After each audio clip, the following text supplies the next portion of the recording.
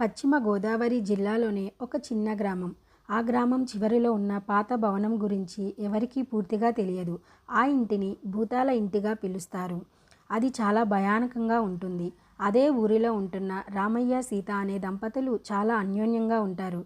రామయ్యకు ఆ బంగ్లా గురించి తెలుసుకోవాలన్న ఆసక్తితో తన స్నేహితులైన బంటి, చింటూతో కలిసి అర్ధరాత్రి ఆ బంగ్లా దగ్గరకు వెళ్తారు.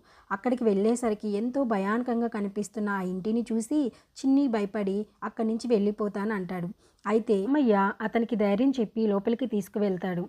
లోపలికి వెళ్ళంగానే రక్తపు మరకల్లో పడి ఉన్న కత్తిని చూసి అందరూ భయపడతారు. ఇంతలో ఒక పెద్ద శబ్దం, "ఇక్కడికి రండి" అని. తన దగ్గరికి వెళ్ళంగానే తను ఈ ఇల్లు నాదేనని, ఆ ఇంటి కోసం తన బంధువులు తనని చంపేశారని, నాకు విముక్తి కలగాలి అంటే ఈ ఇంటిని దేవాలయంగా మార్చమని రామయ్యకు చెప్తుంది. రామయ్య ఊరిలో వాళ్ళందరితో కలిసి ఆ ఇంటిని దేవాలయంగా మార్చి ఆ భూతానికి విముక్తి కలిగిస్తాడు.